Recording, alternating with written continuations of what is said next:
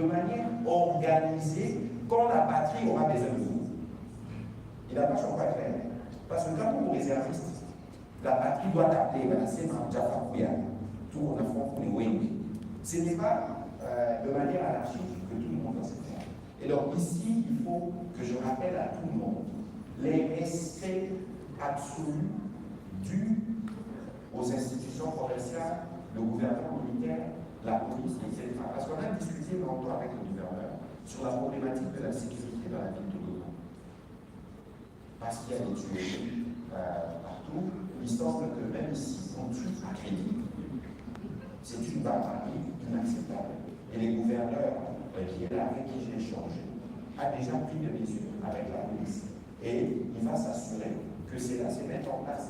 Mais vous savez, par rapport à la question de la sécurité, vous tous aussi, vous avez avoir la chose. Je ne sais pas si on a numéro vert à la gouverneur, comme un gros problème, on l'a eu là. Le gouverneur, au chef à police, va fouiller, je vais intervenir comme un gros problème. Voilà.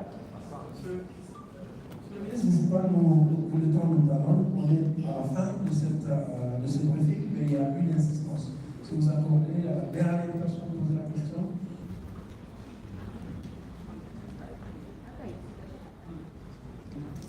Excellence, monsieur le ministre. Depuis que vous êtes à la tête du ministère de la Communication et des Médias, vous prenez le changement des narratifs. Alors, moi, je vais un peu recadrer ça dans juste le cadre de la RNC et de la CP. Je voulais savoir, aujourd'hui, ces changements de narratifs, vous comptez faire quoi concrètement? Et vous connaissez bien le défi que nous avons, que ce soit la RNC, que ce soit la CP. Et nous aimerions vraiment travailler dans des conditions où nous allons dire, effectivement, le ministre a prôné un changement de narratif et nous sommes en train de le vivre. Et ma deuxième préoccupation, je vous mets faire, excusez-moi, porte-parole autoproclamé de médias publics ici présents. Je voulais savoir, par rapport aux conditions actuelles des médias qui travaillent dans des conditions difficiles d'insécurité, quel serait l'apport du ministère de la Communication par rapport aux confrères ici présents?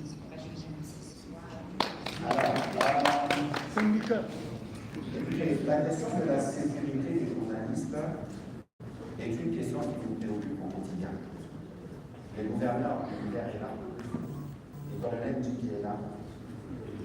Chaque fois qu'il y a des médias qui veulent venir ici couvrir, non seulement que je fais l'accréditation sur la presse étrangère, mais j'appelle, je dis, est-ce que vous êtes en mesure? Récemment, je vois Michobé dans la salle, je pense qu'il devait aller couvrir en Dubaï. Le gouverneur m'appelle, il me dit, Excellence, j'ai quelqu'un.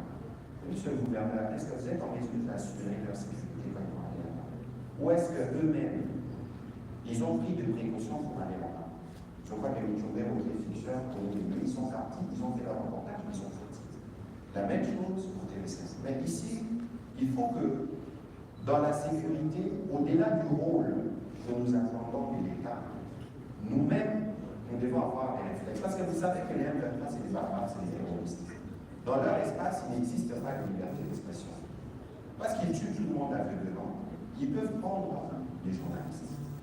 L'autre aspect, et c'est pour ça que j'avais une réunion avec le général Ekiti, le porte-parole de l'armée, et quelques journalistes, pour dire qu'il faut permettre aux journalistes d'avoir accès à l'information. Alors, c'est toujours un peu délicat, parce que certaines informations qui viennent de l'armée, c'est des informations qui peuvent être classifiées parce que vous pouvez avoir une incidence sur la situation opérationnelle du terrain.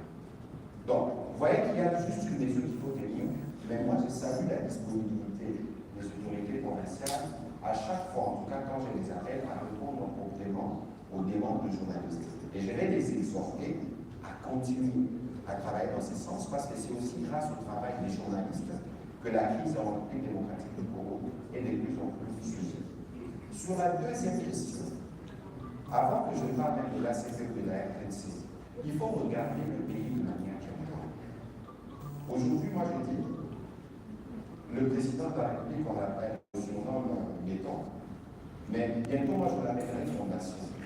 Parce que nous commençons à reconstruire le pays dans tous les domaines.